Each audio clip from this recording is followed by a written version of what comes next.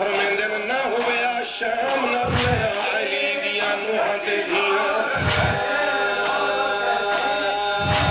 جیڑی 70 قدم تے کھڑ گیا جے زمین اونچی ہو میں بلا دا سجدہ ویکھاں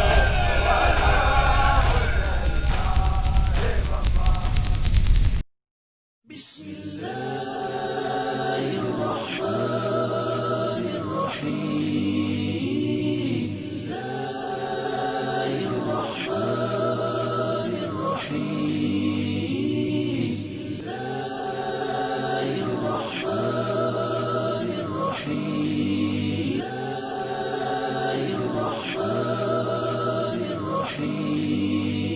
بسم الله الرحمن الرحيم بسم الله الرحمن الرحيم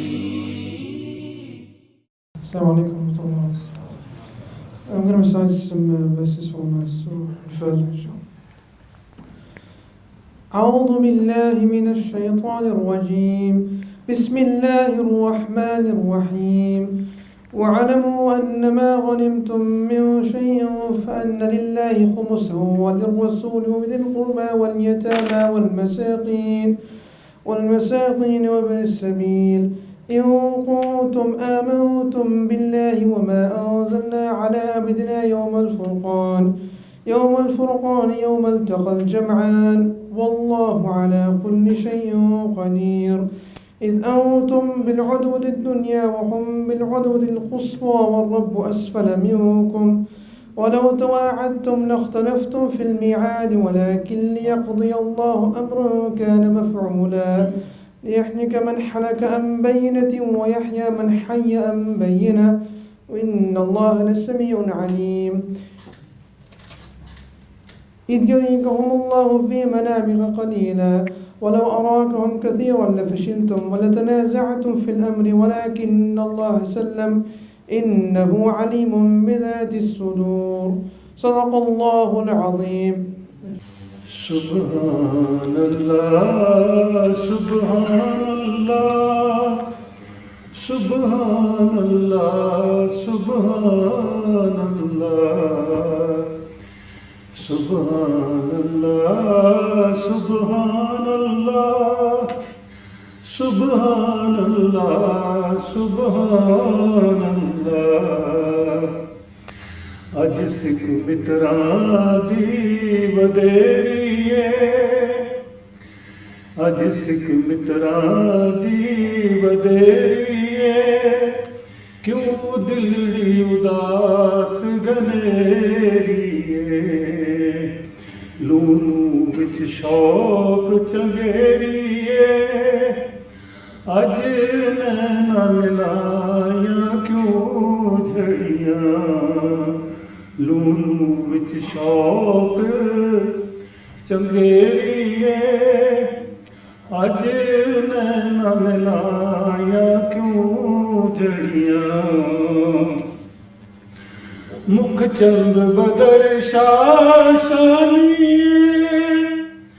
متھے چمکے لاٹ نورانی مکھ چند بدر شاشانی متھے چمکے لاٹ نورانی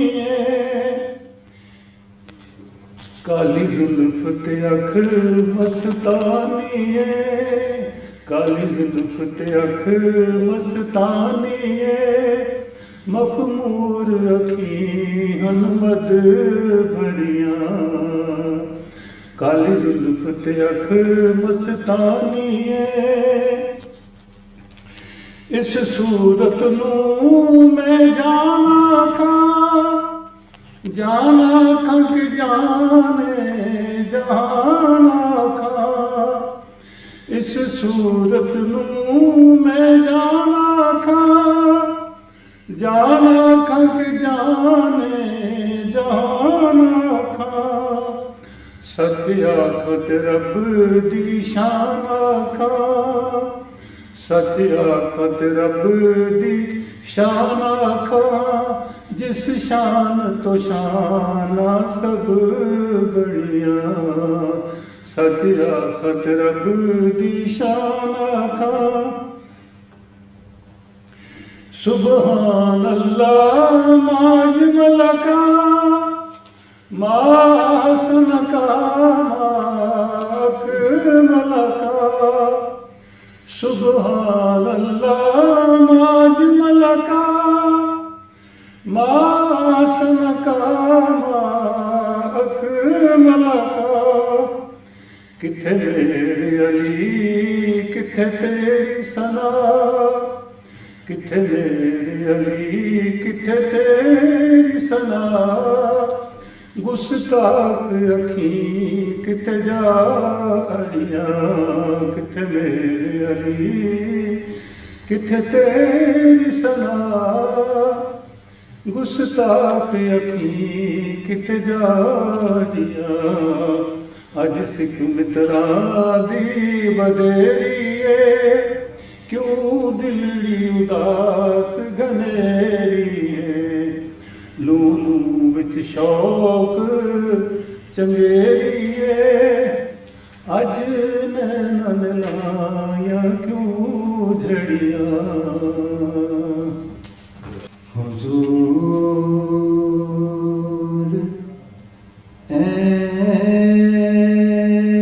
ایسا کوئی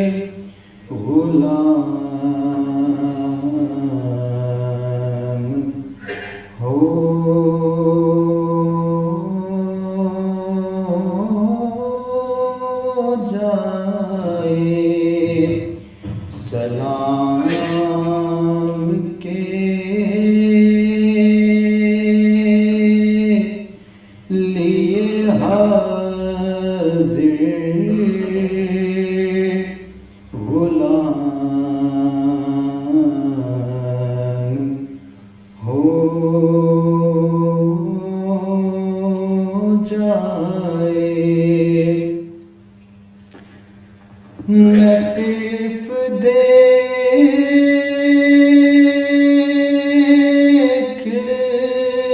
لوں ایک بار صبح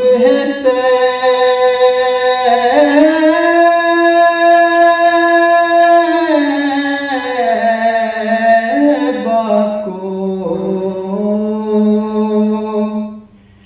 میں صرف دیکھ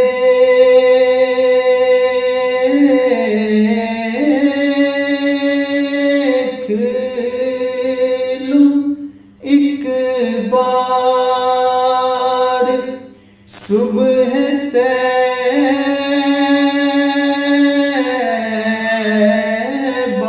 کو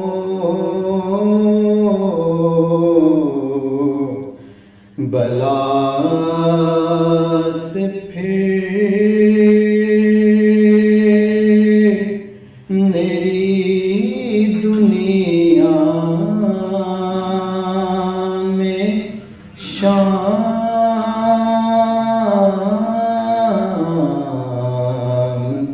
ہو جائے سلام کے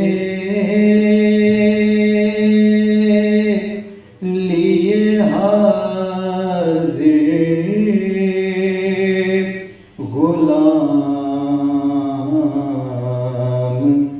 ہو جائے. الحمدللہ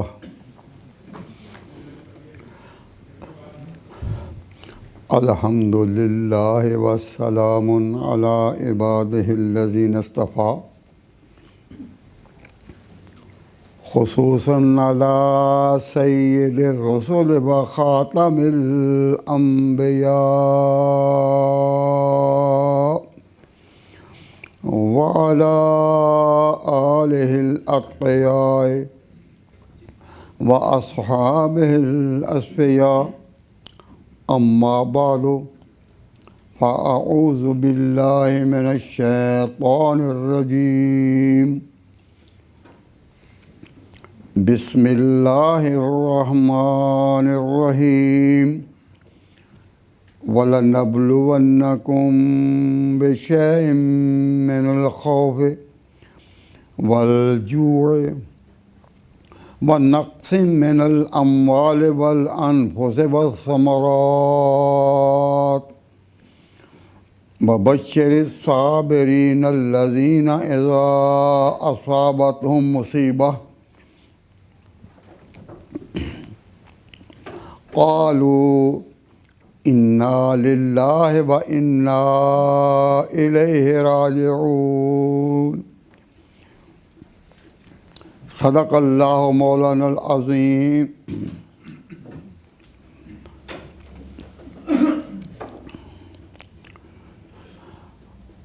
حضرات، سامعین کرام، بزرگان قوم، دوستوں اور بھائیوں،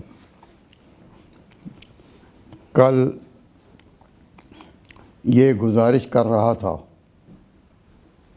کہ حضرت حسین جو مدینہ منورہ رہتے تھے اور ان کے بڑے بھائی حضرت حسن ان کے ساتھ یہ بھی تھے جب حضرت معاویہ رضی اللہ تعالیٰ عنہ سے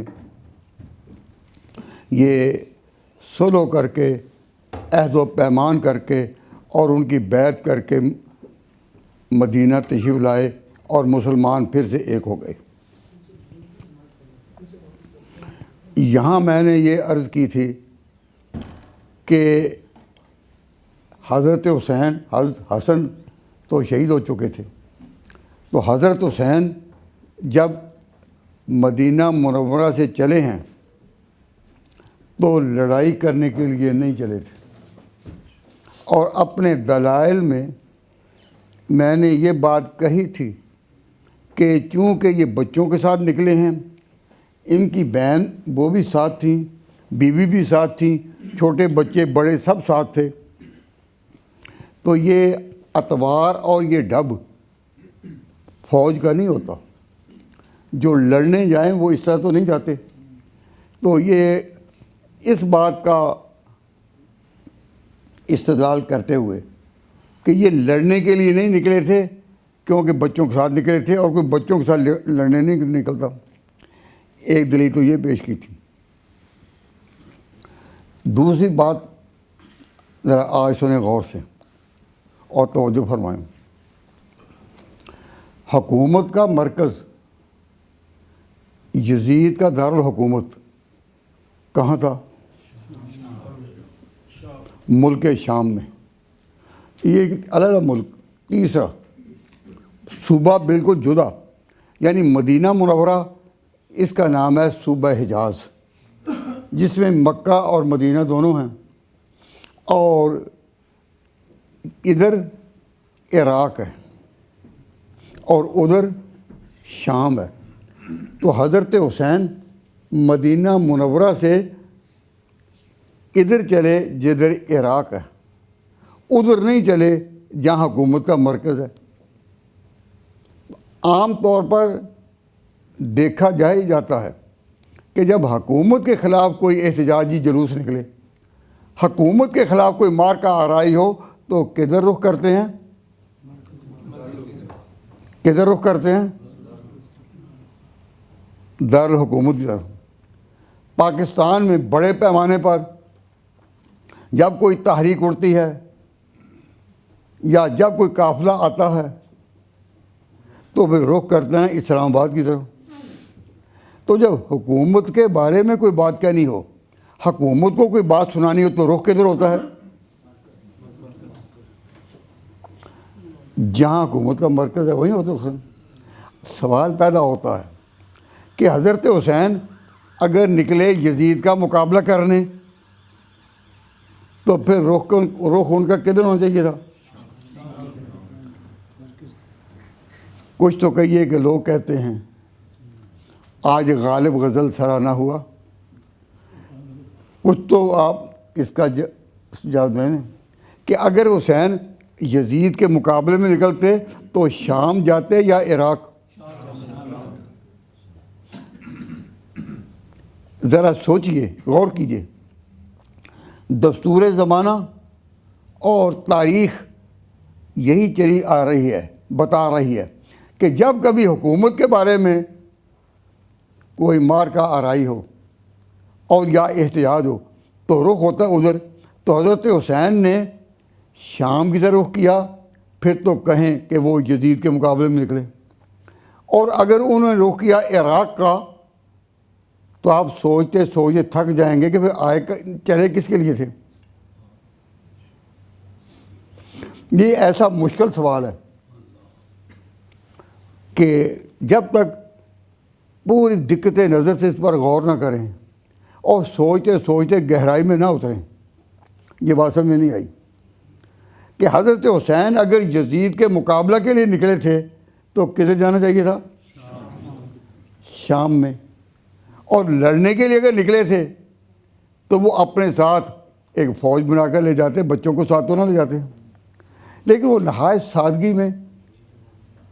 سادگی میں صرف اپنے گھر کے لوگوں کو ساتھ لے کر وہ چل پڑے اور چلے عراق کی طرف۔ کیوں؟ اس لیے کہ عراق میں ان کے والد حکومت کرتے رہے تھے۔ حضرت علی مرتضیٰ ان کے والد جب خلیفہ راشد تھے تو کہاں رہتے تھے؟ عراق میں۔ تو ان کی دوستی اور ان کے خیر خواہوں کی آبادیاں وہیں تھیں، انہوں نے ادھر رخ کیا۔ تو اب نکلے کس لیے تھے؟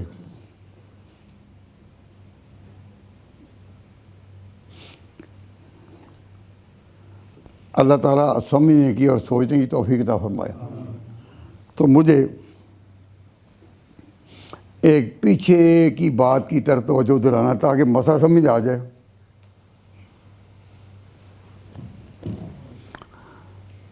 تو میں پہلے وہ مسئلہ بیان کر لوں، پھر اس کی روشنی میں اس کا جواب آپ کو مل سکے گا کہ چلے کاہے کے لیے تھے۔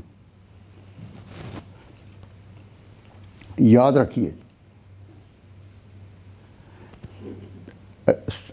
یہ راشدین کا بھی پہلے سے طریقہ چلا رہا ہے کہ کسی کو بیعت کے لیے مجبور نہیں کیا جاتا، بیعت کے لیے مجبور نہیں کیا جاتا۔ ہاں اگر کوئی سر اٹھائے اور مقابلہ کرے اس کو تو دبایا جاتا ہے، لیکن اگر کوئی مقابلے میں نہ اٹھے، مخالفت نہ کرے لیکن بیعت بھی نہ کرے تو اس کے پیچھے کوئی نہیں پڑتا، کیونکہ اسلام میں حکومت کے ذمہ یہ تو ہے کہ وہ امن قائم رکھے۔ یعنی اگر کوئی بغاوت کے لیے اٹھتا ہے، مقابلے کے لیے اٹھتا ہے تو اس کو تو طاقت کے ذریعے دبایا جائے، لیکن اگر کوئی تنہائی میں اپنی زندگی گزار رہا ہے اور وہ بیعت نہیں کرتا اور کوئی مقابلے میں بھی اس کی تحریک نہیں، لڑنے کی کوئی صورت نہیں، تو اس کو مجبور نہیں کیا جاتا۔ یہ بات ایک سمجھ لیں۔ اب میں اس کی ایک مثال دوں، غالباً تیسری رات بیان کرتے ہوئے میں نے یہ کہا تھا کہ حضرت ابوبکر صدیق رضی اللہ تعالیٰ عنہ کی خلافت کہاں وجود میں آئی؟ میں نے کہا تھا ثقیفہ بنی ساعدہ میں، جہاں انصار میٹنگ کر رہے تھے، آپ کو یاد آ گیا ہوگا، جہاں انصار میٹنگ کر رہے تھے اور ان کا خیال تھا کہ ہمارے آقا دو جہان حضور وہ تو خدا کا انتخاب تھے اور مکہ میں آئے، ہم نے مکہ میں سے آنے والے پیغمبر کا استقبال کیا، اپنے مدینہ میں ان کو جگہ دی کہ مکہ والے اگر آپ کو کے ساتھ حسن سلوک نہیں کر رہے تو مدینہ آ جائیں۔ لیکن مدینہ کے جو رہنے والے تھے اصل میں وہ کون تھے؟ انصار۔ تو انصار کا خیال تھا کہ جانشین رسول انصار میں سے چنا جائے، اور انصار کا بڑا سردار حضرت سعد بن عبادہ تھے۔ انہوں نے اپنے ہاں یہ میٹنگ بلائی تھی، سارے انصار جمع تھے، اوس و خزرج کی تمام شاخیں وہاں موجود تھیں، اور سعد بن عبادہ بابا جی وہ درمیان میں بیٹھے تھے۔ جب وہاں پہنچ گئے حضرت ابوبکر عمر، تو اب تو ان کی بات نہ چل سکی کوئی بھی تھے، چونکہ یہ بھی صحابی کوئی غیر معقول تو بات کر نہیں سکتے تھے۔ لیکن آپ کا کیا خیال ہے کہ سعد بن عبادہ نے بطور انسان کے محسوس تو کیا ہوگا نا کہ یہ کہاں آ گئے، کہ نہیں کیا ہوگا؟ بھائی کچھ تو محسوس کیا ہوگا نا کہ یہ کہاں آ گئے، اور بنا بنائی بات بگڑ گئی۔ لیکن ابوبکر صدیق رضی اللہ تعالیٰ عنہ نے چونکہ وہاں حدیث پیش کی تھی، اور صحابہ حدیث کے بارے میں سب کے سب عادل ہیں، الصحابہ کلھم عدول، وہ حدیث کا انکار نہیں کر سکتے اور اپنی طرف سے کوئی حدیث بنا نہیں سکتے تھے۔ ان کا تقوی اور ان کا مقام یہ تھا کہ اپنی طرف سے مجال ہے کہ کوئی حدیث یا کسی کو پر غلط بیانی کا الزام لگائیں کہ اس نے پیغمبر پر یہ بات گھڑی ہے، ایسی فضا کوئی نہ تھی۔ لیکن بطور انسان کے ان کو خیال تو آیا ہوگا نا کہ انصار اس مدینہ کے اصل لوگ ہیں، انصار مدینہ کے اصل لوگ ہیں، اور یہ سارے علاقے کے سردار ہیں۔ تو پیغمبر کو تو قبول اس لیے کیا کہ وہ خدا کا بھیجا ہوا ہے، ان کے سامنے تو کوئی انگلی نہیں اٹھ سکتی۔ لیکن اب تو اقتدار میں انصار کو موقع ملنا چاہیے، کہ ان کا خیال تھا۔ لیکن حضور کی حدیث سن کر صحابہ ادب میں جھکے رہے، لیکن محسوس تو کیا نا۔ اب میں اگلی بات جو کہتا سننا چاہتا ہوں کہ جب سب انصار نے بیعت کی اور مسجد میں سارے مہاجرین نے بیعت کی، تو عبادہ بن وہ جو سعد بن عبادہ جو تھے انہوں نے بیعت نہیں کی، انہوں نے بیعت نہیں کی اور کوئی مخالفت بھی نہیں کی۔ جب ابوبکر صدیق رضی اللہ تعالیٰ عنہ نماز پڑھاتے ہیں تو وہ پیچھے کھڑے ہیں، گھر میں رہتے ہیں تو کسی سرکاری آدمی نے جو خلافت کے عہدیداروں میں سے ہو یا ان کے کام میں سرکاری حیثیت رکھتا ہو، اس کو حضرت سعد بن عبادہ کے ساتھ کوئی الجھنے کی کوئی ضرورت ہی نہیں تھی۔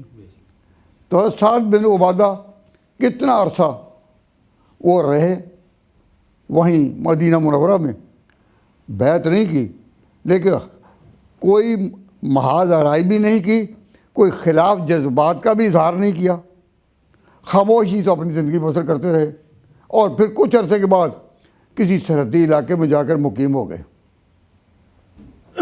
وہ جو سرداری کہ میں سردار ہوں وہ خیال تھا، وہ ان پر آخر تک رہا۔ تو اس سے کیا پتہ چلا؟ اس سے پتہ چلا کہ ایک ہے بیعت کرنا، ایک ہے مقابلہ کرنا۔ کتنے لائنیں ہوئیں؟ دو، کہ جب سربراہ کوئی بنے تو یا تو اس کی بیعت کر لو یا اسے ٹکراؤ۔ کتنی صورتیں ہوئیں؟ دو۔ تو میں عرض کرنا چاہتا ہوں، غور کریں، دو نہیں تین صورتیں ہیں۔ ایک یہ کہ بیعت کرنا، دوسرے یہ ہے کہ مقابلہ کرنا، تیسرا یہ کہ خاموش رہنا۔ بالکل۔ تو جو خاموش رہنے والے عناصر ہیں وہ کسی کے لیے مضر نہیں ہوتے. تو عبادہ بن صامت جو تھے انہوں نے وہ خاموشی اختیار کی، لیکن عملی طور پر یہی ثابت کیا کہ میں ساتھ ہوں. کیوں؟ جب وہ امام نماز ہیں یا جب وہ سرکاری طور پر کوئی خطبہ دیتے ہیں تو ساتھ میں عبادہ بھی حاضری دیتے ہیں. جب تک سرحدی علاقہ میں وہ نہیں گئے، جب تک اس وقت تک ہر کام میں شرکت کرتے رہے ہیں لیکن بیعت نہیں کی.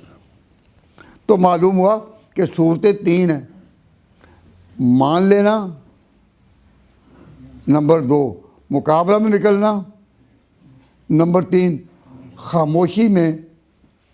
خاموشی میں اپنا وقت گزارنا، نہ لڑنا اور نہ خوشی کا اظہار کرنا.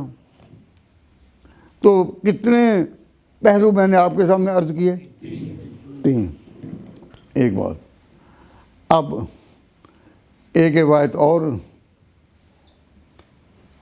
عرض کرتا ہوں، چونکہ امام بخاری نے اسے روایت کیا، اس واسطے میں بیان کر دیتا ہوں. اگرچہ اس روایت کے مقابلے میں ابو سعید خدری کی روایت اس کے خلاف ہے، لیکن بات سمجھانی مقصود ہے کہ جس وقت یہ بات جو میں عرض کر رہا ہوں یہ متفق علیہ نہیں، یعنی ہے صحیح کتابوں میں لیکن اس پر سب کا اتفاق نہیں ہے. روایت ہے ام المومنین کی جو بخاری شریف میں ہے، لیکن ان کے مقابلے میں روایت ہے ابو سعید خدری کی جو صحیح بخاری میں نہیں لیکن روایت صحیح ہے. حدیث کے طالب علم ہونے کی حیثیت میں ہم دونوں کو پلازیبل انٹرپریٹیشن پرووائڈ کرتے ہیں. میں ذرا ترتیب سے بات کرتا ہوں، میری بات سمجھ آ رہی ہے نا؟ یہ نہ کوئی کہے کہ میں اس بات جو بیان کر رہا ہوں اس کا اقرار کر رہا ہوں. تو اس روایت کی مقابلے میں نے ہمیشہ حضرت ابو سعید خدری کی روایت جو ہے اس کو ترجیح دی ہے، لیکن صرف مسئلہ سمجھانے کے لیے. آپ کہیں گے کہ عجیب بات آپ نے سنائی. وہ بات کیا ہے کہ جب ثقیفہ بنی ساعدہ میں اجتماع ہوا، سعد بن عبادہ نے میٹنگ بلائی تھی اور ان کا خیال تھا کہ انصار میں خلیفہ ہو. تو حضرت ابو بکر عمر وہاں پہنچ گئے،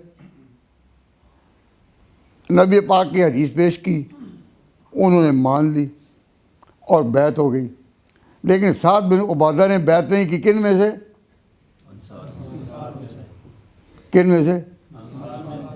انصار میں سے.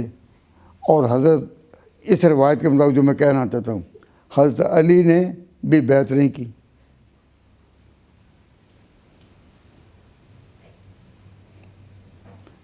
وہاں انصار کے اجتماع میں تو صرف 3 مہاجرین میں سے تھے نا، حضرت ابو بکر، عمر اور ابو عبیدہ بن جراح. اور مہاجرین میں سے کوئی تھا ہی نہیں، حضرت علی تھا ہی نہیں. تو جب یہاں بیعت ہو گئی تو حضرت علی تھے کہاں؟ مسجد میں. وہ مسجد میں تھے. تو حضرت علی کو یہ خیال آیا کہ گو وہ ان بڑوں کے مقابلے میں چھوٹے تھے، حضرت ابو بکر کے مقابلے میں چھوٹے تھے، لیکن ان کو یہ خیال آیا کہ گو میں عمر میں چھوٹا ہوں،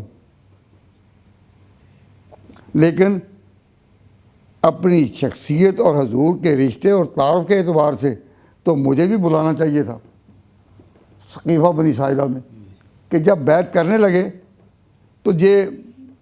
تو مجھے کیوں نہیں وہاں بلایا گیا؟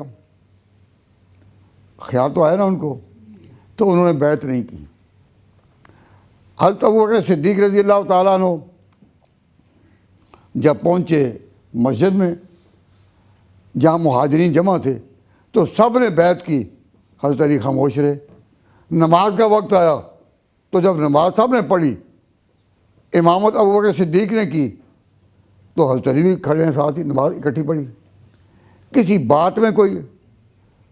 اور اپنے طور پر یہ وہ کہتے رہے لوگوں کو کہ حضرت فاطمہ بیمار ہیں، میں اب کسی کام میں بھی حصہ نہیں لے سکوں گا، میں ان کی تیمارداری کروں گا. تو حضرت فاطمہ کے آخری دنوں میں ان کی تیمارداری کون کرتے رہے؟ کون کرتے رہے؟ حضرت علی. تو حضرت ابوبکر صدیق نے اپنی اہلیہ کو کہا کہ تم بھی فاطمہ کی خدمت میں حاضر ہو جاؤ اور ان کی تم بھی عیادت کرتے رہو، خدمت کرتے رہو. تو دو ہی، حضرت فاطمہ کی خدمت یا وہ کرتی رہی ابوبکر صدیق خلیفہ وقت جو ہے ان کی بیوی اسماء بنت امیس، اور یا کرتے رہے حضرت علی.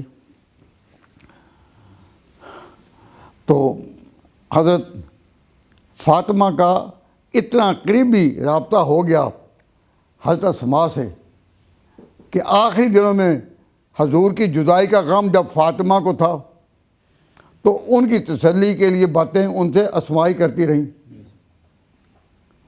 تو مجھے ایک واقعہ یاد، ایک قصہ یاد آیا کہ حضرت فاطمہ نے ایک دفعہ کہا حضرت اسماء سے کہ اپنے کہ مجھے صرف ایک چیز کی فکر ہے کہ جب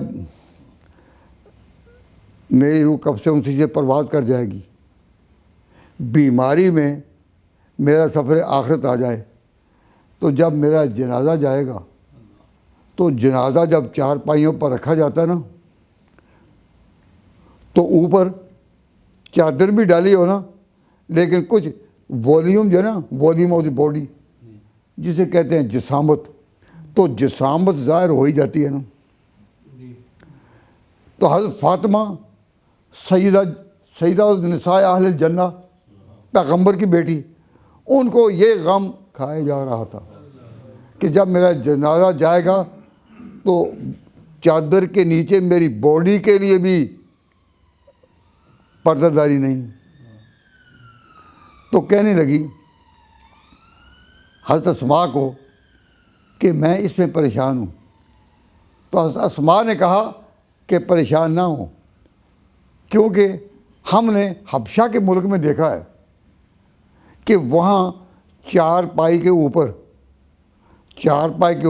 ایک اس طرح کا یا ڈولی ہوتی ہے نا، ڈولی یا پردہ، یعنی لکڑی کا کوئی ایسا نظام کہ باڈی کے اوپر ایک پردہ سا آ جاتا ہے، اور وہ جسامت اس لکڑی کے جو جولی ہے اس کی ہوتی ہے، باڈی کی نہیں ہوتی.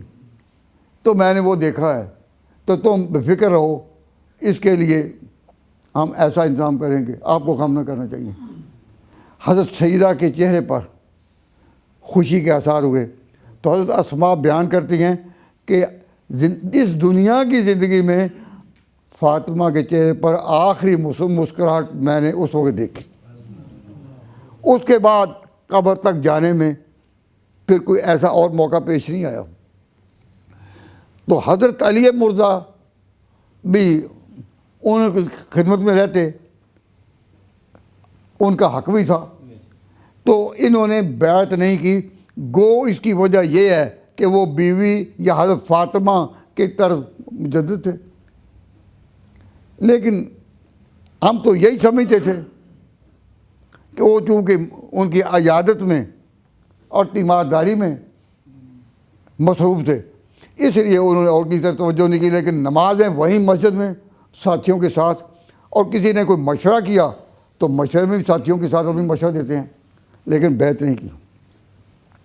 جب حضرت فاطمہ زہرا فوت ہو گئیں تو پھر وہ خود حضرت ابوبکر صدیق کے پاس آئے اور انہیں بیعت کی. اور پھر حضرت علی نے جو تقریر کی، امام بخاری رحمۃ اللہ علیہ نے اس روایت کو لے لیا ہے اور ام المومن حضرت عائشہ اس کی راوی ہیں۔ تو حضرت علی نے کہا کہ حضرت ابوبکر صدیق کو کہ حضور ہمیں آپ کے کمالات اور جو آپ کا مقام ہے اسلام میں اس کا انکار ہرگز نہیں، میں نے جو اتنا وقت پیچھے رہا اور بیعت نہیں کی، لم ننفس علیک، آپ کی شان کے مقابلے میں کوئی بات ہمارا احساس نہیں جاگتا تھا، یعنی آپ کے مقابلے میں کوئی ہمارا احساس جاگے یا دل میں کوئی ایسی تڑپ پیدا ہو، نہ، قطعاً آپ کے مقام کے بارے میں ہمارے دل میں کوئی جذبہ رشک ہو یا جذبہ حسد ہو، نہ قطعاً نہیں۔ صرف اتنی بات ہے کہ ہم قرابت داران رسول میں سے تھے، اتنا خیال تو میں آیا ضرور کہ ہمیں ثقیفہ میں بلایا نہیں گیا۔ مطلب ان کا یہ تھا کہ ثقیفہ میں اگر آتے تو کیوں نہ انہوں نے بھی ابوبکر صدیق کو ہی تھا، جیسا کہ امام حاکم نے مستدرک میں روایت کیا۔ فرماتے ہیں امام حاکم مستدرک میں روایت کرتے کہ حضرت علی نے کہا ہم نے اپنی دنیا کے لیے اس کو چنا جس کو اللہ کے پیغمبر نے ہمارے دین کے لیے چنا، یہ حضرت علی نے خود کہا۔ تو حضرت علی کو اختلاف کوئی نہیں تھا، لیکن یہ انہوں نے کہا خود ابوبکر صدیق کے ساتھ کہ خدا بیعت کی اور کہا کہ آپ کے مقام کے بارے میں سوال پیدا نہیں ہوتا ہے کوئی انکار کر سکے، اور ہمارے اندر کوئی جذبہ مقابلے کا ابھرے نہیں۔ اتنا احساس ہمارا ضرور جاگتا تھا کہ ہمیں ثقیفہ بنی ساعدہ میں بلایا نہیں گیا۔ نہ بلانے کی اور بھی کیوں، حضرت ابو بکر اور حضرت عمر کو بھی تو نہیں پتہ میٹنگ ہو رہی ہے، ان کو بھی جا کر نعمان بن بشیر نے اطلاع دی تھی، ایک صحابی نے جو انصار میں سے نہیں تھے، تو ان کے کہنے پر وہ یک آئے۔ اس کو کہتے ہیں اچانک ایک ایمرجنسی پیدا ہو گئی اور یہ آ گئے۔ اگر ایمرجنسی پیدا نہ ہوتی تو ابو بکر صدیق اور حضرت عمر جب مسجد نبوی سے نکلے تو علی کو ساتھ لے کر نکلتے، لیکن وہ ایمرجنسی میں آئے، اور ایمرجنسی کے احکام اور ہوتے ہیں۔ تو توجہ اس طرف کیجئے کہ حضرت علی نے جو 6 ماہ بیعت نہیں کی نا، یہ روایت ہے، اور ابو سعید خدری کہتے ہیں کہ نہیں، حضرت ابوبکر صدیق نے سب کے ساتھ بیعت کی تھی، اور یہ جو ہے کہ 6 مہینے تک، چونکہ وہ ابوبکر صدیق رضی اللہ تعالیٰ عنہ کے ساتھ اٹھے بیٹھے ہی نہیں، نمازیں پیچھے پڑھتے رہے لیکن اٹھے بیٹھے گا، اور اس کا سبب تھا حضرت فاطمہ کی بیماری۔ لیکن جب وہ فوت ہو گئی تو اس کے بعد حضرت علی انہوں کے پاس آئے، اور جو بیعت کی وہ بیعت دوسری تھی، تو جو اسی وقت کی بیعت ہے اس کے راوی ہیں حضرت ابو سعید خدری، اور یہ جو دوسری بیعت ہے اس کی راویہ ہیں حضرت ام المومنین عائشہ صدیقہ۔ ہم دونوں روایتوں کو آپس میں جوڑنے کے لیے کہتے ہیں کہ مجھے ایک واقعہ یاد آیا۔ ایک جگہ غالباً یاد ہی نہیں کہ مناظرہ تھا یا کوئی تقریر تھی،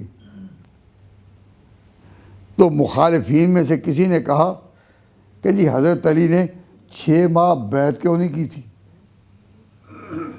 میرے پاس تشریح کا وقت نہیں تھا، یعنی آپ اب بیٹھے ہیں تو میں تقریر کر رہا ہوں، اور الحمدللہ آپ آرام سے بیٹھے ہیں، یہ نہیں کہیں گے ٹائم زیادہ ہو گیا۔ لیکن جب کسی مخالفانہ اجتماع میں ہوں تو یکدم کوئی بات کرے تو جواب دینا پڑتا ہے نا، تو یکدم انہوں نے کہا کہ جی حضرت علی نے تو 6 مہینے بیعت نہیں کی۔ مطلب ان کا یہ تھا کہ اہل سنت کے عقیدے پر ضرب لگائی جائے کہ تمہارے بڑے امام اول اس کی انہوں نے بیعت نہیں کی 6 مہینے۔ مطلب تھا کوئی کمزوری کی طرف اشارہ کریں گے کہ ان کی سائڈ اس ایشو میں کمزور ہے۔ تو اس وقت تشریح کرنے کا وقت نہیں تھا، آپ کو جو میں نے تشریح کی وہ تو سمجھ آ گئی نا، لیکن اسی وقت میں نے کہا کہ حضرت علی نے 6 ماہ کے بعد بیعت جو کی، معلوم ہے کیوں کی؟ اس لیے کہ یہ بیعت جبری نہیں میں نے اختیار میں کی ہے، اگر جبری ہوتی تو پہلے دن ہی ہو جاتی۔ اگر ابو بکر صدیق خلافت کی وجہ سے کہ وہ تمہارے پاس ہے، طاقت تمہارے ساتھ ہے، سارے صحابہ ہمارے ساتھ ہیں، تو جبرن اگر علی کی بیعت ہوتی پہلے دن ہوتی ہے 6 ماہ کے بعد؟ کیوں بھائی کچھ تو کہو، تو پہلے دن ہی ہوتی نا۔ تو جب انہوں نے 6 ماہ بعد کی تو لوگوں کو دکھانے کے لیے کہ کوئی شخص آئندہ تاریخ میں اس موڑ سے نہ مڑے کہ جبری بیعت ہوئی تھی اور صحابہ نے اقتدار پر جبری قبضہ کیا تھا، اگر جبری قبضہ ہوتا تو علی کی بیعت پہلے دن ہوتی۔ اس وقت اللہ تعالیٰ نے میرے یہ جواب دیا، اور اس سے پورے مجمع میں ایک سکون پیدا ہو گیا۔ ہاں جی، کہ جو اب تک پروپیگنڈا کرتے ہیں کہ جی ابو بکر صدیق اور عمر جو تھے وہ اقتدار پر زور سے آ گئے، تو اگر زور سے آئے ہوتے تو آپ خود کہیے کہ علی کی بیعت کب ہوتی؟ پہلے دن۔ تو جب نہیں ہوئی تو معلوم ہوا کہ اسلام میں، اس سوسائٹی میں، مسلمانوں میں ایک تصور یہ تھا کہ بیعت کوئی کرے 1 بات، یا کوئی مقابلے میں آئے 2 بات، یا کوئی خاموشی اختیار کرے 3 بات، تو تینوں طرح کے ایلیمنٹ ہو سکتے ہیں۔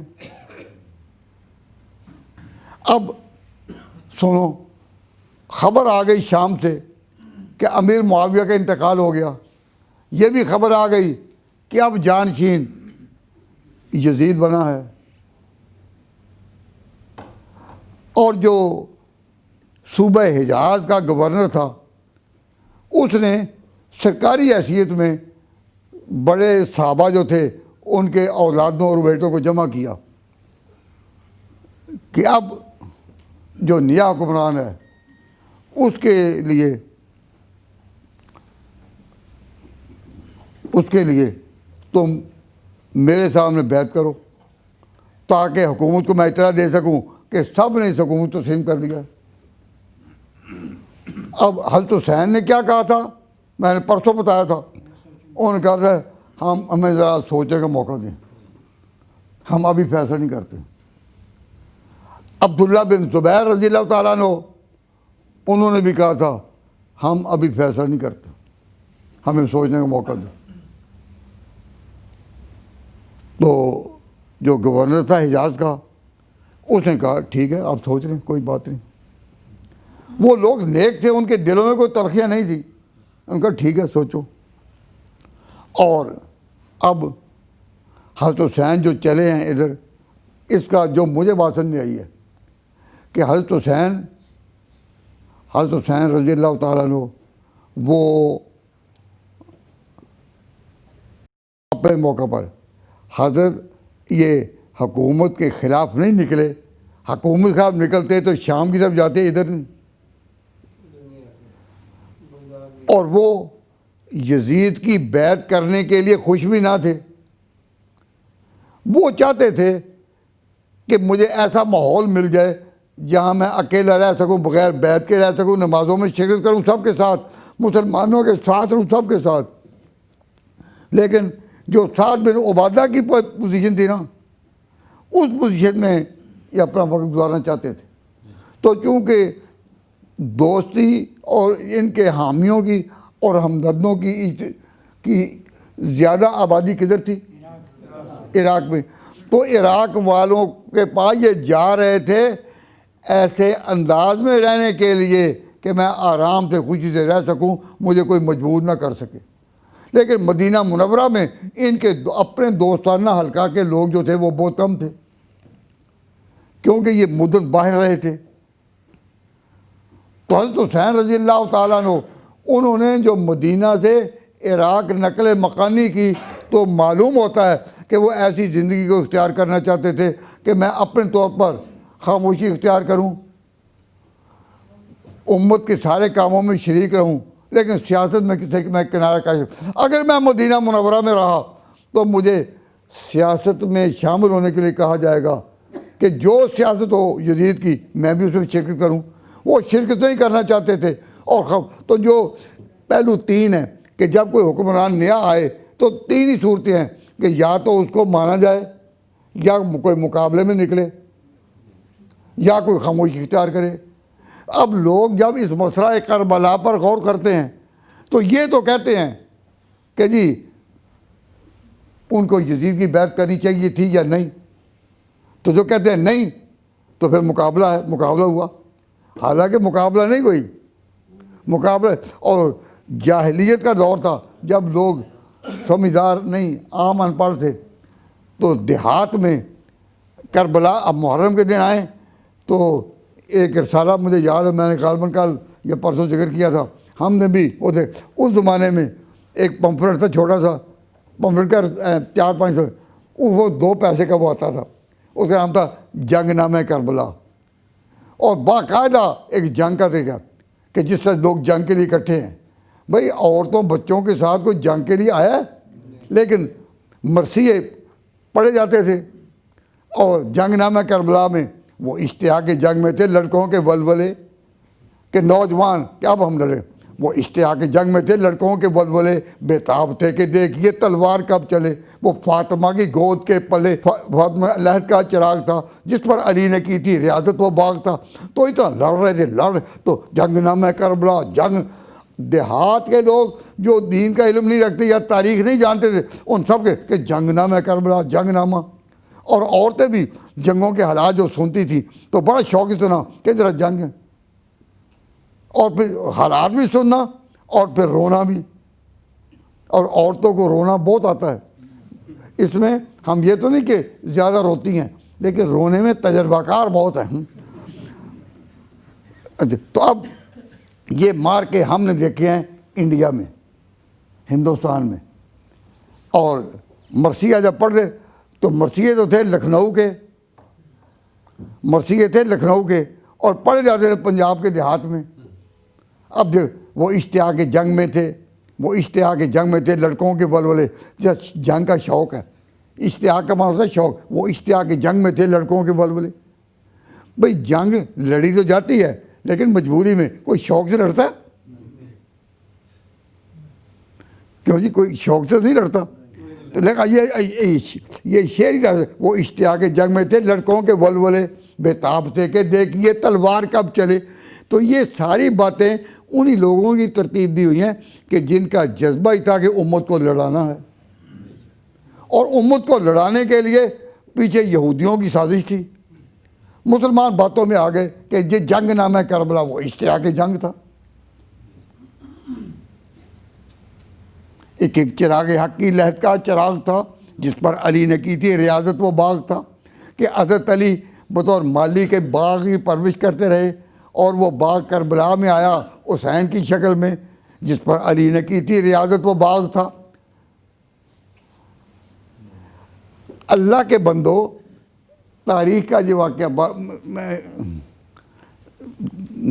کئی باتیں ذہن میں آتی ہیں تو صرف ایک بات کہتا ہوں. یہ کتابوں میں لکھا ہے کہ جب کربلا میں حضرت حسین مقابلے میں نکلے ہیں نا تو ایک حسین نے 50 کم 2000 آدمی مارے. یہ جلاء العیون میں مجھے یاد پڑتا ہے کہ غالباً جلاء العیون میں باقر مجلس ہی لکھتا ہے کہ حسین نے 1950 آدمی جو مارے ہیں اور پھر وہ شہید ہوئے. تو میں نے پوچھا، مجھے کسی نے بتایا نا، تو میں نے پوچھا کہ جو اتنے مارے تو جو مر تو گئے لیکن وہ دفن کہاں ہوئے؟ 1000 یا 2000 انسانوں کو دفن کرنا ہو تو جگہ تو کافی لگ جاتی ہے نا.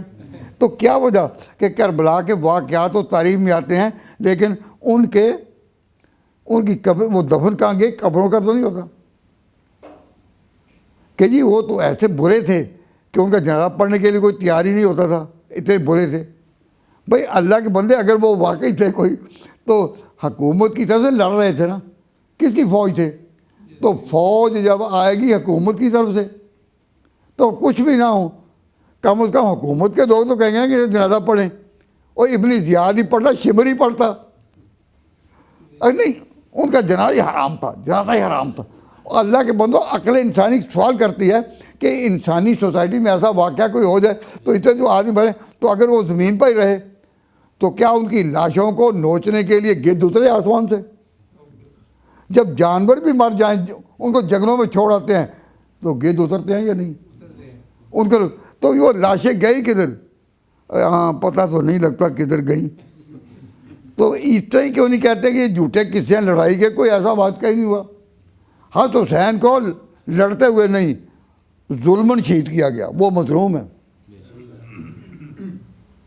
لیکن انہوں نے جنگ بنانے کے لیے کہا کہ نہیں، وہاں 1950 تو لڑائی تو وہاں ہو رہی تھی اور گن یہ رہے تھے کہ باقر مزید گن رہا ہوتا.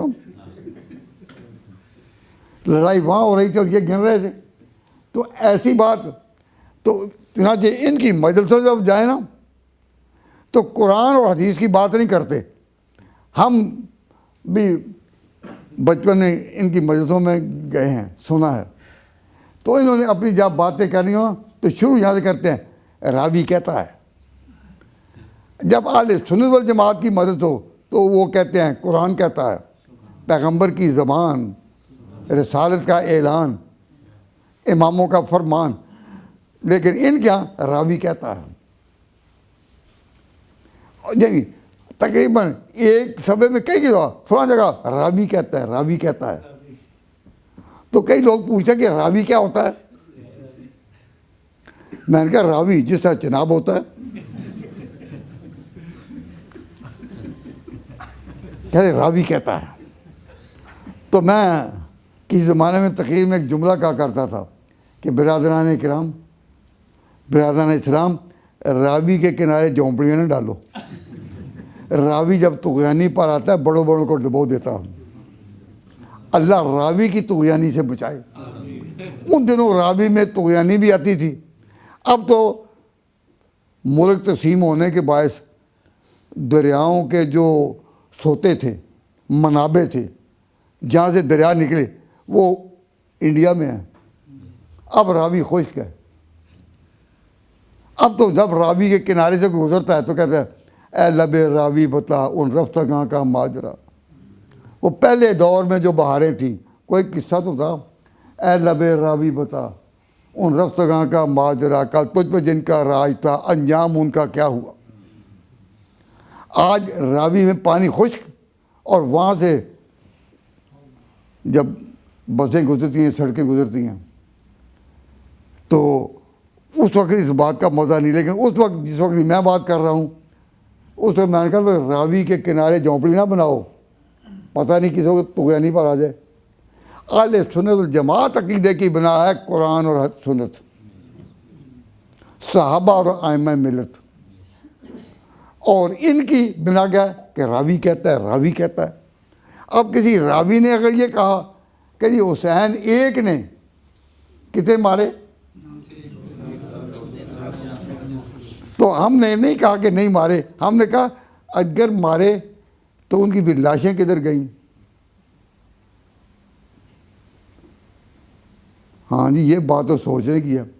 تو میرے سامنے جواب دیا کہ ایسے لوگ تھے کہ ان کا تو جنازہ پڑھنا کوئی جائز ہی نہیں سمجھتا تھا، اس لیے کسی نے نہ جنازہ پڑھا نہ دفن ہوئے.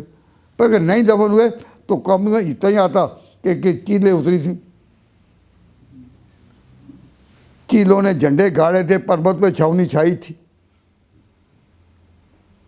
کیا تو بات یہ کر رہا تھا کہ حضرت حسین رضی اللہ تعالیٰ عنہ جب مدینہ منورہ میں تھے تو ان کا لڑنے کا قصد نہیں تھا. اگر لڑنے کا قصد ہوتا وہ یزید کے مقابلے میں نکلتے تو شام جاتے، عراق نہ جاتے. جب وہ عراق گئے تو کن کے پاس گئے؟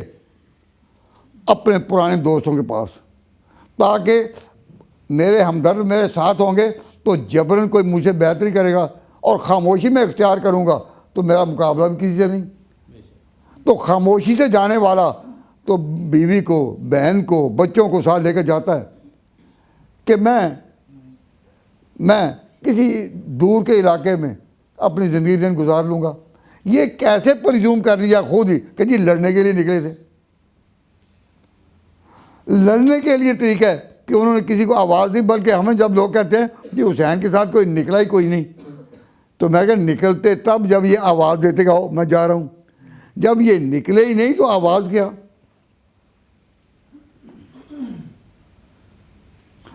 بہر صورت میں نے بتایا کہ ایسے موقع پر امکانی صورت عمل کیا ہے؟ 3 ہے، یا تو بیعت ہو جائے، یا مقابلے کا اعلان ہو جائے، یا خاموشی کا۔ تو حسین کے بارے میں نیک گمان کیا ہے؟ یہ تو پکی بات ہے نا کہ لڑنے کے لیے نہیں نکلے، اور یہ بھی پکی بات ہے کہ یزید کی زندگی ایسے طرز کی تھی کہ جو پسندیدہ نہیں تھی، تو حسین اس کے ساتھ وفا کا عہد کریں یا بیعت کریں، وہ ان کے مقام کے خلاف تھا۔ یہ بھی تو تیسری صورت ایک ہی کہ وہ عراق میں ایسی زندگی بسر کرنا چاہتے تھے کہ جس میں نہ کوئی تصادم ہو اور نہ کوئی آزمائش ہو۔ تو حضرت یہ آپ نے سنا ہوگا اکثر کہ یہ اہل عراق نے بڑے خط لکھے تھے، تو خط کیا لکھے تھے؟ خط یہی لکھے تھے کہ ہم آپ کے پرانے دوست ہیں، آپ کے والد کے پرانے خادم ہیں، آپ یہاں آ جائیں، ہم سر آنکھوں پر اٹھائیں گے۔ تو انہوں نے ان کو اچھی سوسائٹی میں آنے کے لیے کہا اور اسی کی پیشکش کی کہ آپ یہاں آئیں۔ اور حضرت حسین جب چلے ان کے خطوط کی وجہ سے، تو وہ اسی ارادے سے چلے کہ وہاں جا کر میں اپنی آرام کی زندگی بسر کروں، مجھے کوئی مجبور نہیں کرے گا۔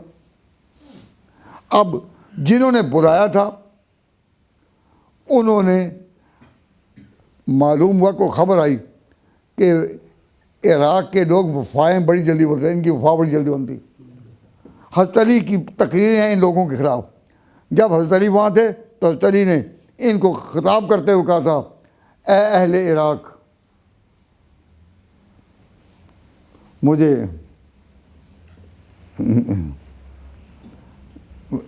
موضوع سے ہمارا ایک واقعہ یاد آیا چھوٹا سا، کہ حضرت امام ابو حنیفہ رحمۃ اللہ علیہ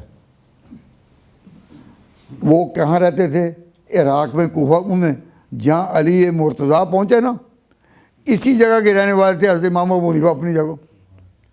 تو حضرت امام ابو حنیفہ رحمۃ اللہ علیہ جب حج پر نکلے آئے نا ایک دفعہ، تو مدینہ منورہ میں امام مالک بہت بڑے امام تھے علم کے، حدیث کے، اور ان کی بڑی شہرت تھی، اور امام ابو حنیفہ کی اپنی بھی تھی۔ تو انہوں نے امام مالک کو دیکھا ہوا نہیں تھا، تو انہوں نے کہا کہ چلو جی حضرت امام مالک کی زیارت کریں۔ امام مالک ان سے ذرا چھوٹے تھے، یہ بڑے تھے عمر میں، تو انہوں نے کہا چلو امام مالک کے پاس چلیں۔ تو امام مالک رحمۃ اللہ علیہ کے پاس یہ پہنچے اور سلام کیا، تو انہوں نے امام مالک رحمۃ اللہ علیہ نے کہا کہ آپ کہاں سے تھے، یہ نہیں، اور نام نہیں بتایا نا، آپ کہاں سے تشریف لائے ہیں؟ تو امام صاحب نے کہا من العراق۔ تو امام مالک رحمۃ اللہ علیہ نے ذرا دل لگی کے پیرائے میں کہا عراق من اہل النفاق، کہ عراق کے تو لوگ ہیں جنہوں نے نفاق کیا۔ اشارہ کیا تھا؟ حسین کے بارے میں، حسینی قافلہ صحرا کی جن راہوں سے گزرا تھا، حسینی قافلہ صحرا کی جن راہوں سے گزرا تھا۔ امام مالک رحمۃ اللہ علیہ کو ان عراقیوں، یہ کوفہ والوں کا عمل یاد آیا، تو کہا آپ عراق سے ہیں؟ آپ امام صاحب نے خود ہی کہا تھا میں عراق سے ہوں، کہ من عراق اہل النفاق۔ تو وہ منافق،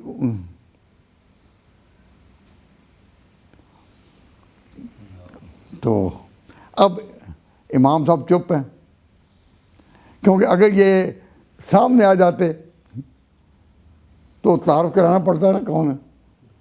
انہوں نے نام تو سنا ہوا تھا امام مالک نے بھی، لیکن پتہ نہیں تھا کہ یہ وہی ہیں۔ تو امام صاحب ان بات کے بعد چلے گئے ادھر ادھر، اور آدھ گھنٹے کے بعد پھر آئے، کہنے لگے حضرت میں آپ سے کوئی علم کی سند لینا چاہتا ہوں۔ ٹھیک ہے کہ وہ بڑے تھے، بڑی عمر، اور یہ ان سے چھوٹے، کہ میں آپ مطلب تھا کہ آپ وہ مجھ سے چھوٹے ہیں عمر میں، لیکن چونکہ مدینہ میں بیٹھے ہیں تو میں آپ سے سند لینا چاہتا ہوں۔ اور سند کے لیے انہوں نے کہا کہ قرآن کی ایک آیت مجھے پڑھا دیں کوئی، یا میں پڑھتا ہوں سن لیں۔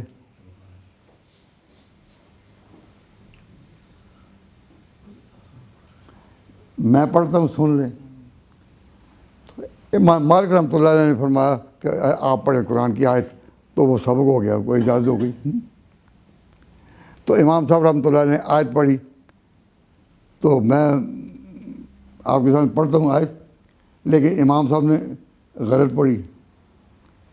یہاں جو حافظ ہیں وہ کہیں گے میں بھی غلط پڑھ رہا ہوں، کیونکہ میں نے وہی قصہ جو بیان کر رہا ہوں۔ تو امام صاحب نے سند لینے کے لیے جو آیت پڑھی امام مالک کے پاس، تو میں پڑھ رہا ہوں، اعوذ باللہ من الشیطان الرجیم، بسم اللہ الرحمن الرحیم، وَمِمَّنْ حَوْلَكُم مِّنَ الْأَعْرَابِ مُنَافِقُونَ، تمہارے ارد گرد منافق پھیلے ہوئے ہیں۔ اے مسلمانوں، وَمِمَّنْ حَوْلَكُم، تمہارے ارد گرد منافقون، منافق پھیلے ہوئے ہیں۔ یہ منافق بھی مسلمانوں میں گھسے ہوئے تھے نا، جس وقت کی وہ آیت ہوتی ہے اس کی بات ہے نا۔ تو امام صاحب نے فرمایا وَمِمَّنْ حَوْلَكُم مِّنَ الْأَعْرَابِ مُنَافِقُونَ وَمِنْ أَهْلِ الْعِرَاقِ، تو آیت اس طرح نہیں ہے۔ آیت اس طرح وَمِمَّنْ حَوْلَكُم مِّنَ الْأَعْرَابِ مُنَافِقُونَ وَمِنْ أَهْلِ الْمَدِينَةِ مَرَدُوا عَلَى النِّفَاقِ لَا تَعْلَمُهُمْ نَحْنُ نَعْلَمُهُمْ۔ تو امام صاحب نے جب یہ آیت پڑھی وَمِمَّنْ حَوْلَكُم مِّنَ الْأَعْرَابِ مُنَافِقُونَ، آگے بھی نہیں کہا وَمِنْ أَهْلِ الْمَدِينَةِ، کہا وَمِنْ أَهْلِ الْعِرَاقِ۔ تو امام مالک بڑے ذہین تھے، انہوں نے کہا وہ میں نے جو کہا تھا نا کہ کہاں سے آئے، انہوں نے کہا تھا من اہل العراق، تو میں نے کہا تھا من اہل النفاق، تو عراقیوں پر جو کہا تھا نفاق، تو آیت انہوں نے وہ پڑھ دی جس میں ہے کہ من اہل المدینہ۔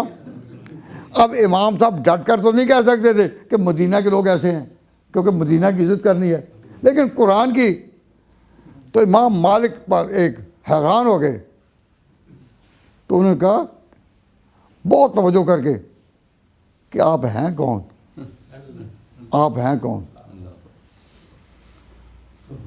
انہوں نے کہا کہ مجھے لوگ اور میرے شاگرد ابو حنیفہ کہتے ہیں۔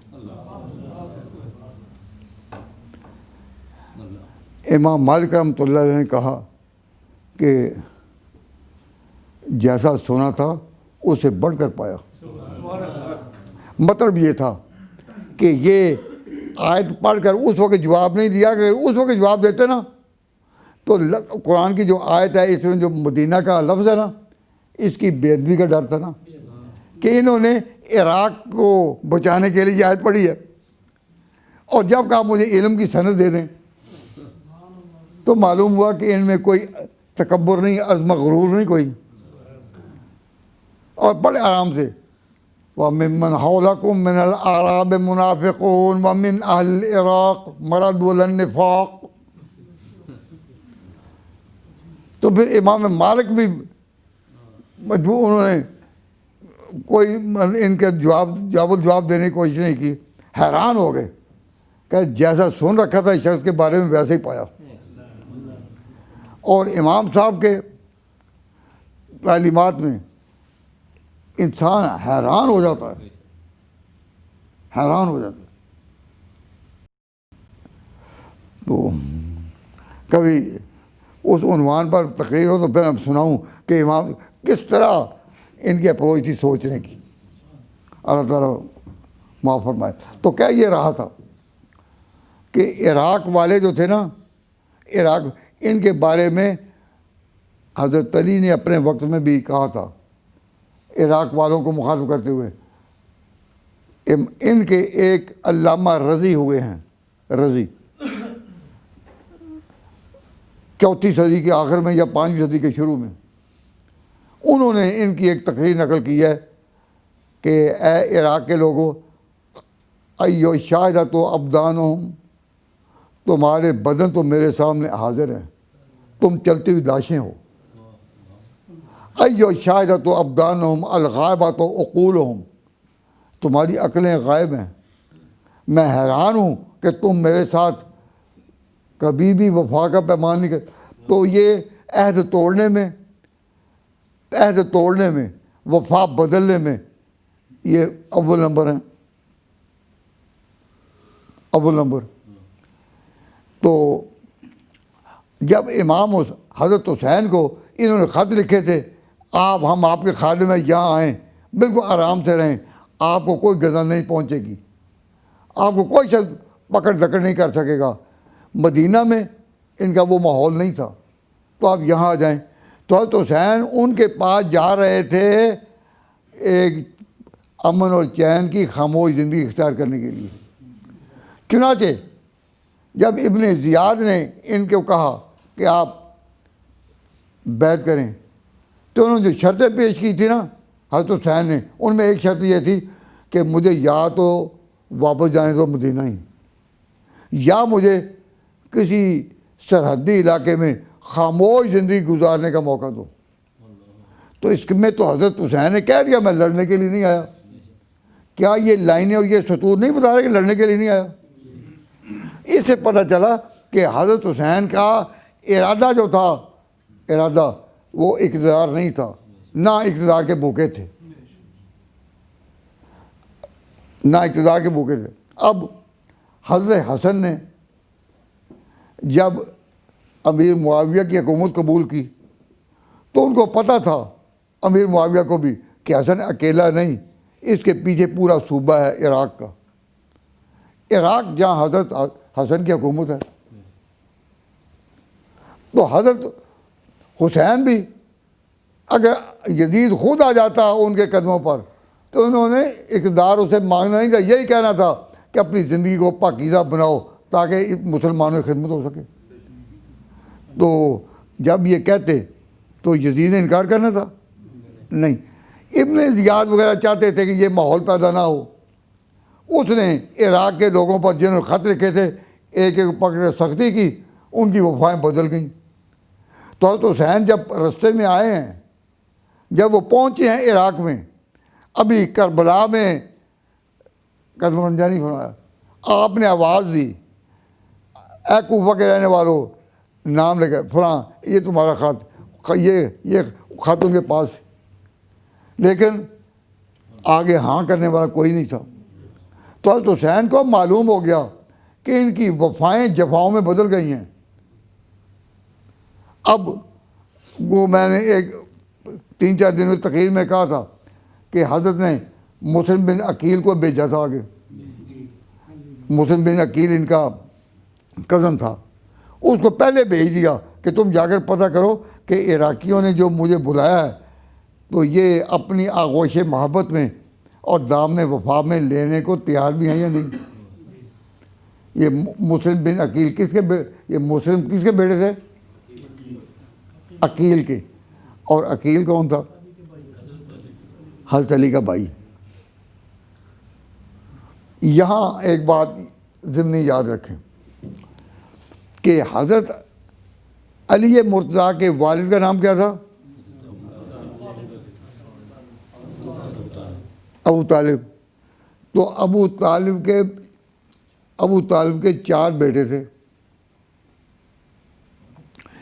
ایک ان کا بیٹا تھا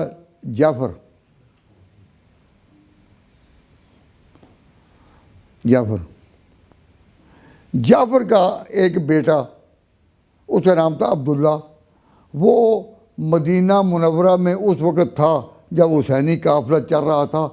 تو جن لوگوں نے حضرت حسین کو مشورہ دیا کہ آپ عراقیوں کی بات پر نہ جائیں، وہاں نہ جائیں، تو اس میں عبداللہ بن جعفر بھی تھا. خیر، وہ جو ابو طالب کے بڑے بیٹے کا نام کیا ہے؟ جعفر. اور ایک بیٹے کا نام علی، حضرت علی. تو یہ دونوں مسلمان ہو گئے، جعفر بھی مسلمان، علی بھی مسلمان. اور دو بیٹے اور تھے، ایک کا نام تھا عقیل، اور ایک کا نام تھا طالب. طالب جس کا نام تھا اس کی وجہ سے یہ کہلاتے تھے ابو طالب. ابو طالب کا معنی کیا؟ ابو طالب کا معنی ہے طالب کا باپ. تو بیٹوں میں تو کوئی طالب تھا نا، تو ایک ہے طالب، ایک ہے عقیل. یہ دو مسلمان نہیں ہوئے، لیکن عقیل کا بیٹا مسلم آگے، وہ مسلمان ہوئے سارے. اب طالب کے بیٹے بھی مسلمان ہوئے، لیکن یہ طالب اور عقیل یہ مسلمان نہیں ہوئے. تو میں آپ کو بتانا چاہتا ہوں، کئی لوگ سوال کرتے ہیں کہ ابو طالب اسلام لائے تھے یا نہیں، ابو طالب اسلام لائے تھے یا نہیں. تو میں ایسے سوال کا جواب ذرا کم دیتا ہوں، کچھ مسرت ہے. تو میں نے کہا بھائی میں اس طرح جواب دیتا ہوں کہ ابو طالب جب فوت ہوئے نا،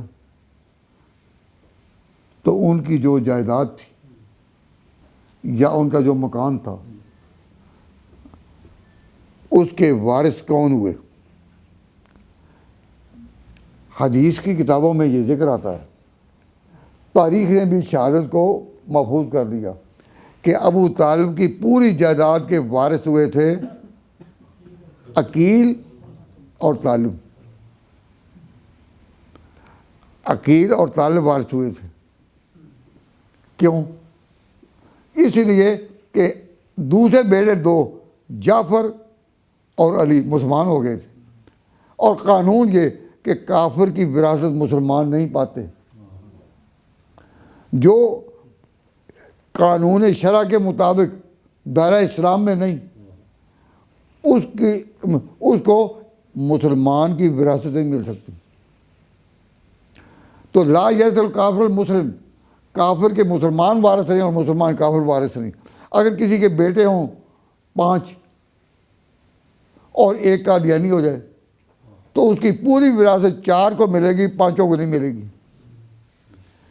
کیونکہ غیر مسلم اس کا وارث نہیں ہو سکتا. جب آپ کے ذہن میں یہ بات آئی ہے تو میں نے پوچھا، کیا آپ سے کیا پوچھا تھا کہ ابو طالب کے کتنے بیٹے تھے؟ 4. تو وراثت کن کو ملی؟ 2 کو نہیں ملی. مجھے ایک ضمنی واقعہ آیا، میں ضمنی بات آ جاتی ہے، میں تو چاہتا تھا کہ آج ہی کربلا میں ہم پہنچ جائیں اور بتائیں کہ کیا ہوا.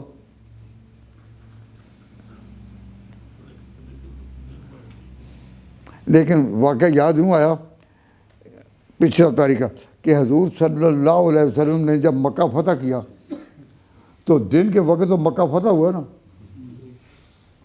دن کے وقت تو وقت تو گزر جاتا ہے، وقت کسی کا انتظار کرتا ہے. اب جب شام ہونے لگی تو حضور جائیں کہاں؟ لشکر اسلام تو آیا، مکہ میں آیا، اللہ کے گھر میں حاضر ہوئے، حرم شریف میں حاضر ہوئے، کعبہ میں حاضر ہوئے. تو فوج ظفر موج جب آئی تو پوری سطوت اسلام اور شوکت اسلام کا نشان تھا. لیکن جب شام ہوئی تو کسی شخص نے آ کر حضور کو کہا کہ حضور اب تو شام ہو رہی، تو اپنے گھر میں، جو پرانا گھر جو حضور کا گھر تھا نا، اپنے بار میں، یا جہاں وہ ابو طالب کے پاس رہتے تھے، کہ اپنے گھر میں آئیں. تو بے ساختہ حضور کی زبان سے نکلا کہ عقیل نے ہمارے لیے چھوڑا ہی کیا ہے، عقیل نے ہمارے لیے چھوڑا ہی کیا ہے. مطلب یہ تھا کہ ابو طالب کی وراثت تو لے گئے نا عقیل اور طالب ہی، علی کو تو نہیں ملی جو مسلمان ہوئے تھے. تو حضور کی پارٹی تو علی سے نا پھر. تو کہا کہ عقیل نے مالی چھوڑا ہی کیا ہے. اس سے اس حدیث کی بھی تصدیق ہوتی ہے کہ وراثتیں ان کو ملی, ان کو نہیں. تو حضور کی زبان سے بساختہ نکلے گا عقیل نے چھوڑا ہی کیا, اس لیے آپ وہاں نہیں گئے. تو میں آپ حضرات کو اس طرح توجہ دلا رہا ہوں کہ عراق والوں نے جو ان سے بے وفائی کی, تو وہ پہلے جو اس کو بھیجا وہ مسلم بن عقیل تھا, عقیل کا بیٹا مسلم تھا.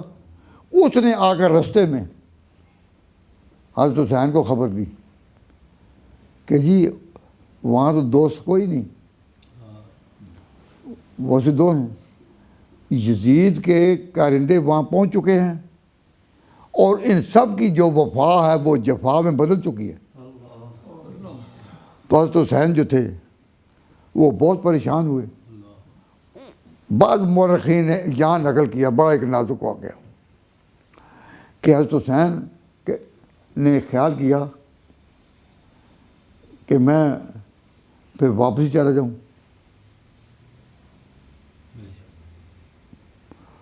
تو اب جب ان کے خیال آیا نا, تو پھر یہاں ایک اصول سامنے آتا ہے کہ حضرت حسین جب مدینہ سے نکلے تو وہ ایک عزت کے ساتھ نکلے تھے نا, کہ میں بیعت نہیں کرتا, گو لڑتا بھی نہیں, مقابل میں بھی نہیں, لیکن بیعت نہیں کرتا. اسے اب رستے سے اگر واپس جاتے ہیں مدینہ, تو مدینہ میں وہ جو پہلے عزت تھی, جو مقام تھا, وہ رہ سکتا تھا نہیں. اب اس مقام پر حضرت حسین مقام حیرت کے بعد مقام غیرت میں پہنچ چکے تھے. اللہ والوں پر اوقات آتے ہیں, کبھی حیرت کے اور کبھی پھر آگے بڑھتے ہیں. میں تھوڑی سی ایک بات اور سامنے آ گئی کہ مولانا اسماعیل شہید رحمۃ اللہ علیہ جب بالا کوٹ کے مقام پر سکھوں سے جہاد کر رہے تھے, ابھی ان کی شہادت ہونی تھی شام کو جا کر. تو عصر کے وقت وہ عصر کی نماز کے لیے جب آئے ہیں, حیرانی کے ساتھ اپنے ساتھیوں کہا یہ مجھے جنت نظر آ رہی ہے. حالانکہ شام کے وقت شہید ہوئے وہ, اور اچھے بھلے سے عصر کے وقت پہلے. اپنے ساتھیوں کہا کہ مجھے جنت نظر آ رہی ہے. اس وقت بھی نہیں پتا کہ شہادت شام کو آ رہی ہے, کہا کہ جنت نظر آ رہی ہے.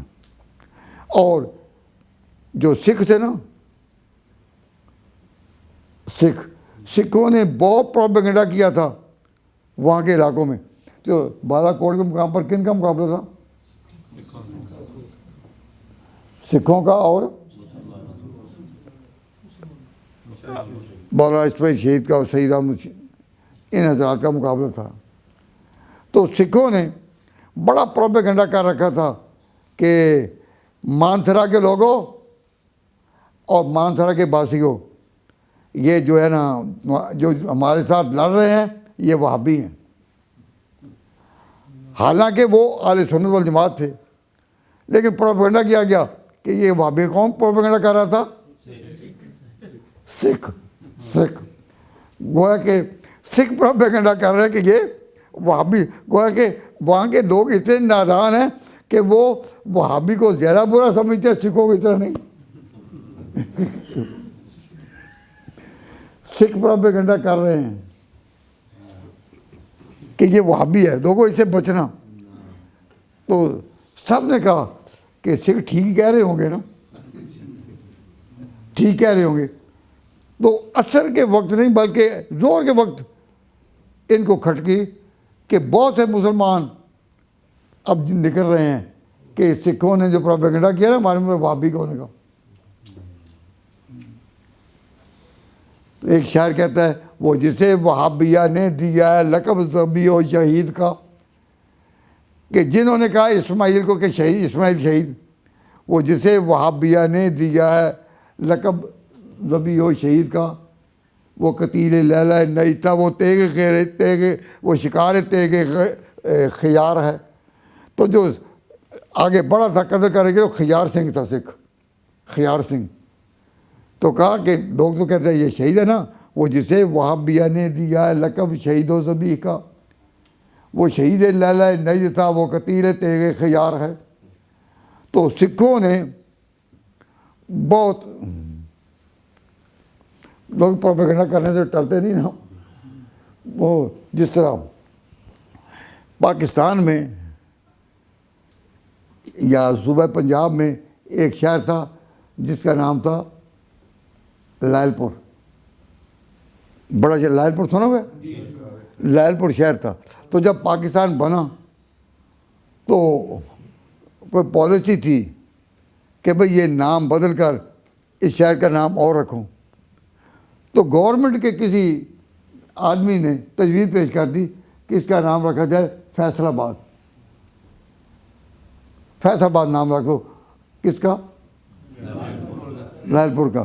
تو ایک مولوی صاحب, میں ان کا نام نہیں لیتا کیونکہ ہم نے تو کربلا کا واقعہ بیان کرنا ہے نا. تو ایک مولوی صاحب نے نکل کر کہا فیصل آباد نام نہ رکھو. کیوں؟ فیصل شاہ فیصل جو ہے نا وہ تو وہابیوں کا بڑا ہے. وہ تو وہابیوں کا بڑا ہے, اس لیے اس کے نام پر ہم اپنے شہر کو اس کے نام پر نہیں رکھنے دیں گے.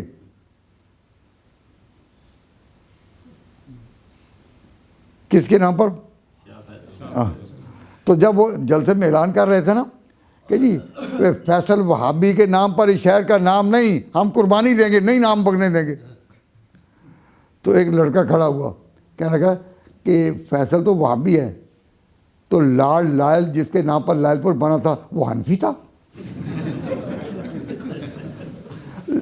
ایک لارڈ لائل تو تھا نا انگریز, اس کے نام پر وہ بنا تھا لائل پور. تو لائل جو ہے وہ حنفی تھا. تو یہ بات جو یاد آ رہی کہ جی سکھوں نے تو اب لوگ نادان سمجھتے نہیں. جس طرح قصہ مشہور ہے نا کہ ایک مولوی صاحب تھے مسجد کے, ان کو عادت تھی کہ سودا ادھار لینا. تو ایک سکھ دکاندار تھا, گنڈا سنگھ اس کا نام تھا, کہ گنڈا سنگھ کے پاس ادھار سودا لیتے رہے. جب کافی رقم بن گئی تو اسے کہا مولوی صاحب کچھ پیسے بل زیادہ ہو گئے, مجھے بھی کوئی ضرورت ہے دیں. مولوی صاحب ناراض ہوئے کہ تمہیں کوئی خیال, کوئی لحاظ ہی, کوئی مربت نہیں تمہیں ہوتی. اسے کہا جی میری ضرورت ہے, میں مال لاتا ہوں تو بیچتا ہوں نا. اچھا میں دیکھوں گا. تو لوگ مولوی صاحب نے گاؤں میں اعلان کر دیا کہ بھئی گنڈا سنگھ سودا لو, گنڈا سنگھ وہابی ہو گیا ہے. گنڈا سنگھ وہابی ہو گیا ہے. اور جب لوگوں کو پتہ چلا اچھا, انہوں نے سودا لینا چھوڑ دیا. تو اس نے مولوی صاحب کو کہا مولوی صاحب سارا بل معاف, میرے چھوٹے چھوٹے بچے ہیں انہوں نے کھانا ہے, کیوں ظلم کرتے ہو. تو انہوں نے جب اعلان کیا گنڈا سنگھ حنفی ہو گیا, پھر لوگوں نے شکریہ کر دیا. تو لوگ بھی تو اس قسم کی باتیں سنتے ہیں نا. بارہ ان باتوں کو چھوڑیے. میں کہہ رہا تھا کہ مولانا اسماعیل شہید کو جب عصر کے وقت جنت نظر آ گئی, اب انہوں نے پتہ چل گیا تھا کہ سکھ جو ہے سکھوں کا پروپیگنڈا کیا ہمارے خلاف کہ یہ وہابی ہیں. تو ان کو پتہ بھی چل گیا.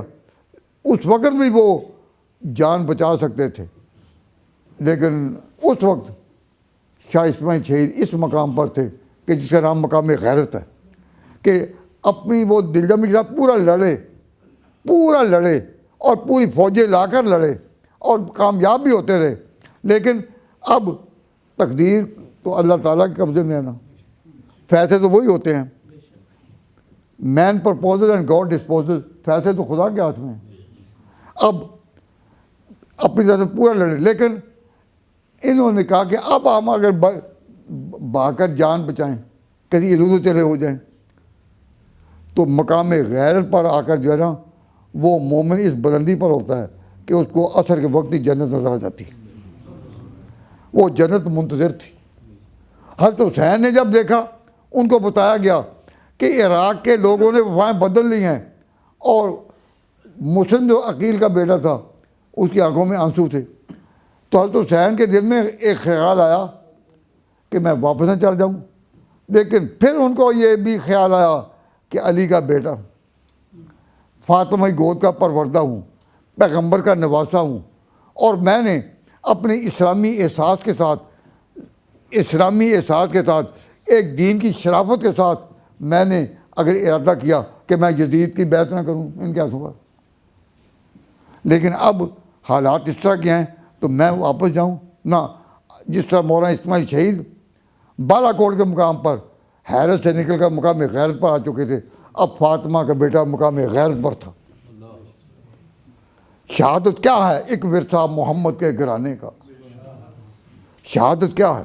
اب حضرت حسین کو جب یقین ہو گیا تب مجھے خاموش زندگی بسر کرنے کا موقع نہیں ملے گا۔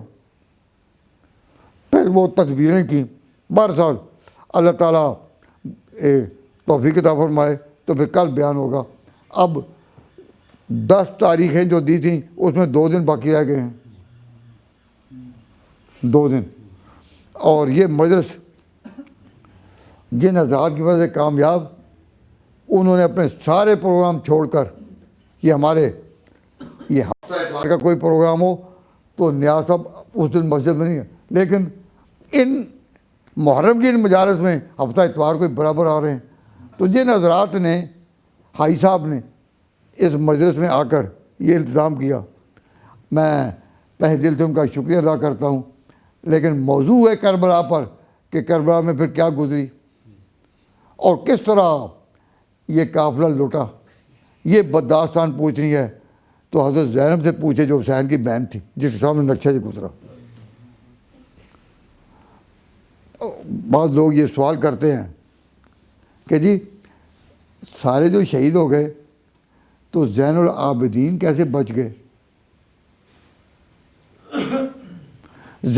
وہ جو زین العابدین جو بچے تو وہ اپنی پھوپھی حضرت زینب کے ساتھ ساتھ نکلے ہیں جب یہ شہید ہو گئے۔ واقعہ آئے گا بیان اس کا کل یا پرسوں کہ یہ کیسے بچے۔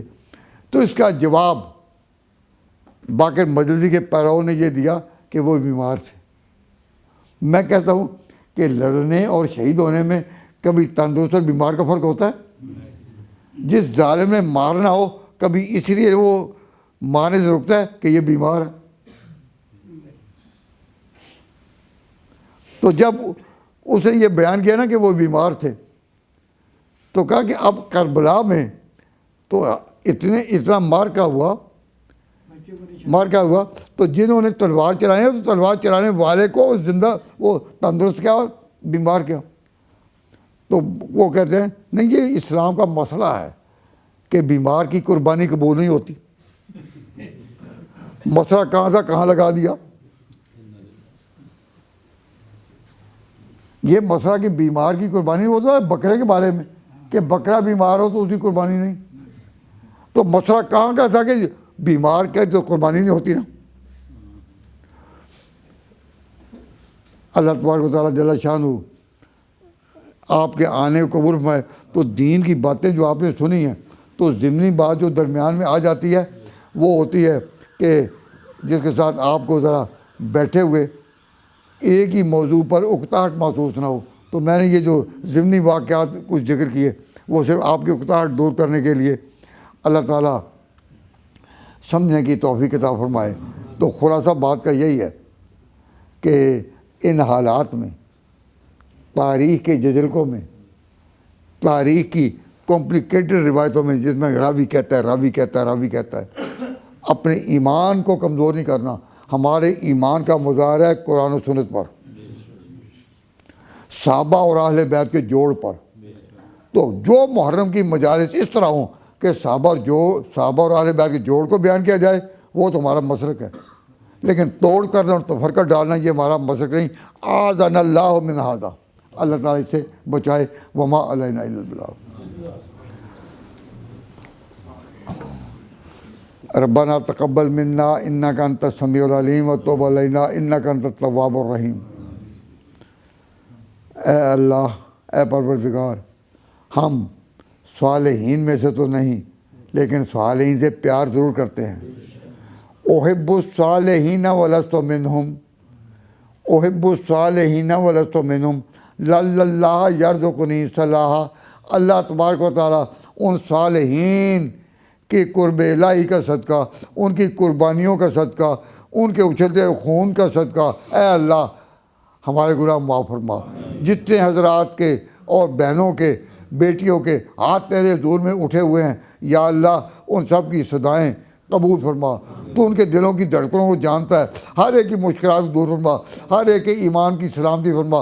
اللہم حبب الینا الایمان وزینہ فی قلوبنا وکرہ الینا الکفر والفسوق والعصیان واجعلنا من الراشدین۔ اللہم صلی علی محمد وعلی آل محمد کلما ذاکرون کلما ذکرہ الذاکرون وکلما غفر الذاکرون۔ انا نسألک خیر هذه الليلة وخیر ما بعدها۔ اللہم افرغ علینا صبرا، اللہم افرغ علینا صبرا، اللہم افرغ علینا صبرا۔ اے اللہ ہم حضرت حسین کے صبر کو عقیدت کا سلام کرتے ہیں، تو قبول فرما۔ ہمارے اسلام کی یہ صدا حضرت حسین کو پہنچا دے، شہداء کربلا کی ارواح پر اور برکات نازل فرما یا اللہ، اپنے رحمت کا نزول فرما۔ اللہم امطر علیہم شباب الغفران، اللہم امطر علیہم شباب الغفران واعف عنا واغفر لنا وارحمنا انت مولانا فانصرنا علی القوم الکافرین۔ وصلی اللہ تعالیٰ علی خیر خلقہ محمد خاتم النبیین وعلی آلہ الطاہرین واصحابہ اجمعین برحمتک یا ارحم الراحمین لا الہ الا انت۔